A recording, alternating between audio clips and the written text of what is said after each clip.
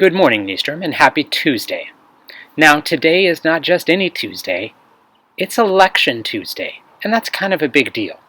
So every year, the first Tuesday of November, there's an election, and every 4 years, during that election, we vote on a president. As many of you are probably aware, today is the day where people are voting for president. The two main candidates are Joe Biden and our current president, Donald Trump. Now, I have no idea who's going to win today. We probably won't even know today. So when we come back on Wednesday, we probably won't know who the president is. So we're going to be in for a kind of crazy couple of days, maybe even weeks, maybe even months in that sense. And all of this uncertainty is bound to make people a little nervous or upset. And that's okay. It's okay if you are nervous about what's going on or upset about what's going on, regardless of who wins. And it's okay if the adults around you are feeling similar emotions. Just rest assured that those of us here at Nystrom, whether it's virtually or in person, will do everything we can to create safe spaces for you. Now, what does that mean? Obviously, we aren't in the building, so physically safe is a little bit different, but emotionally safe. We want to help create spaces for you to talk and process any feelings you may have in the coming days, weeks, or months. So what I would encourage you to do is talk about any questions you may have about the election. Talk about how you're feeling, or ask questions of things you don't understand what's going on. Know that you are not alone in feeling nervous, scared, or just kind of like, what's happening? There's a lot of us out there that have a lot of heavy feelings around this election, and that is completely normal. So, like I said, I have no idea who's going to win, and we probably won't know when we come back together on Wednesday. We're in some very weird times. COVID, election, everything.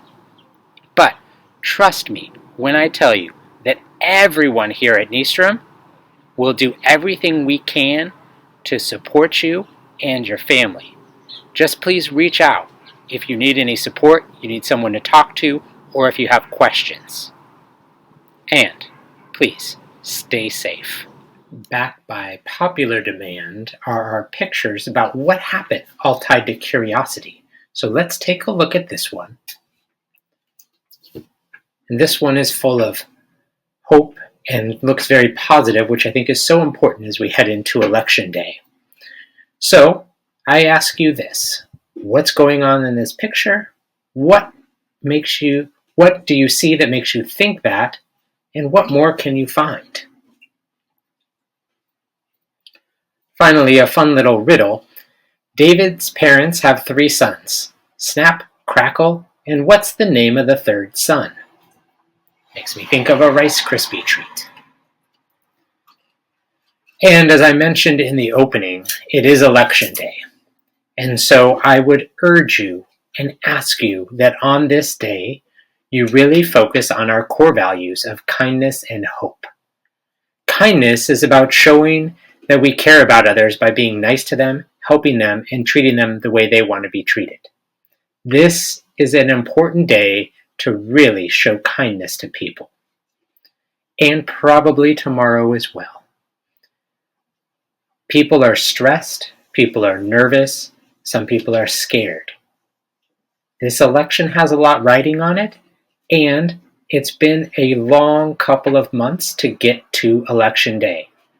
So if you notice people aren't acting like their normal selves, maybe your parents, maybe even your teacher, give them a little slack. Understand that today is a stressful day, and understand that Wednesday might also be too.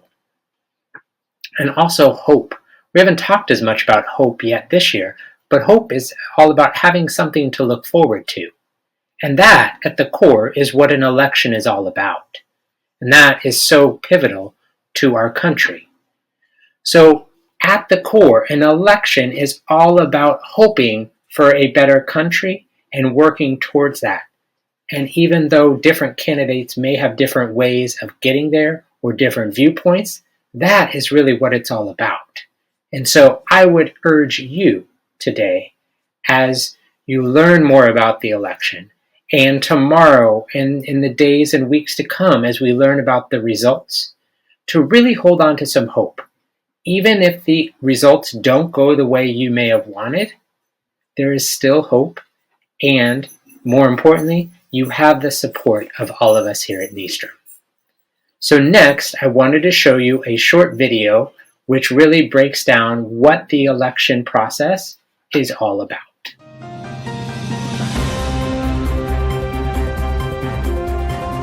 Welcome to Brain Pop News. We're counting down to November 3rd, Election Day 2020, and urging every grown-up and their mom to vote. I know I'm on the edge of my seat to find out who will be elected president. The incumbent or current office holder, President Donald Trump, or the challenger, Joe Biden, who served as vice president under Barack Obama. Plus, there are a slew of senators, representatives, governors, and others up for election around the country. So bring it on, Election Night 2020. Okay, make that election month 2020. COVID-19 has slowed everything down this year. But some stuff is still the same, like how you win. For a quick review of that, let's turn to our senior map guy, Tim. Thanks, Nat. Most U.S. elections follow a pretty simple rule. Whoever gets the most votes wins. But presidential elections are not so straightforward. You can think of it like an elaborate game with a complicated scoring system. Instead of competing for individual votes, candidates are trying to win these electoral votes. That's a number assigned to each state based on its population. The more people who live in a state, the more electoral votes it gets. There are 538 in total. The candidate who can get a majority of those, 270 or more, wins the election. So, on Election Day, each state begins to count up its residents' votes. And in every state but Maine and Nebraska, whoever gets the majority wins all of that state's electoral votes. That process repeats for every state in the Union, with each candidate adding all their votes to their total. This system is known as the Electoral College. Biden is a Democrat, so he can likely count on winning these solid blue states. And Trump, a Republican, can count on these solid red states. Swing states are the real battlegrounds of a presidential election. They swing between the Democratic and Republican candidates from election to election. So their electoral votes tend to swing elections one way or the other. This election, the states in hottest contention include Ohio, North Carolina, Florida, Arizona, Pennsylvania, and Georgia.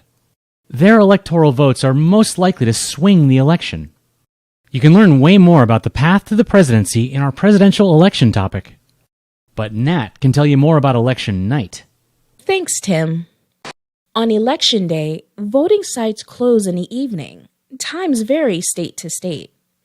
Then, news outlets start reporting on results. You might hear that a candidate is leading in a certain state based on, say, 60% of precincts reporting. That means for every 10 voting districts there, 6 have reported a winner. More data comes from exit polls, interviews with voters about who they voted for. Eventually, there's enough data to predict a winner in the state. Though occasionally, the projections get corrected as more info comes in. By late at night, we usually know who's won the presidency. Even though all the votes still haven't been counted, ballots that are mailed in might not get tallied until weeks later. But there are usually so few of these that they don't change the outcome. Right, this year is far from usual.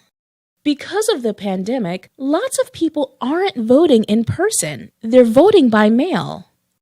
Mail-in ballots could make up half or more of the votes, which is likely to make tallying the results a little slow.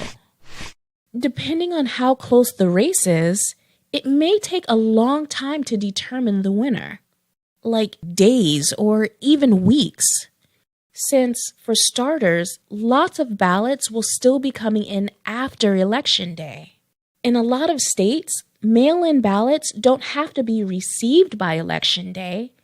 They just have to be postmarked by then, meaning that the post office has received and processed them.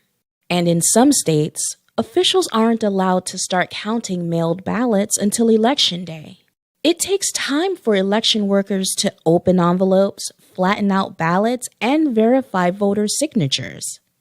But remember, mail-in ballots count just as much as those cast in person. So we need to let the process work and make sure every vote gets counted. A few states have been doing elections completely by mail for a while, and people there are used to waiting for results. Patience is just part of the deal. In other words, an early lead on election night doesn't guarantee a win. So if any candidate is claiming early victory, be skeptical. That goes for news sources too. Remember that some commentators may want a particular candidate to win, and media outlets more aligned with one party could be quick to draw conclusions about who won.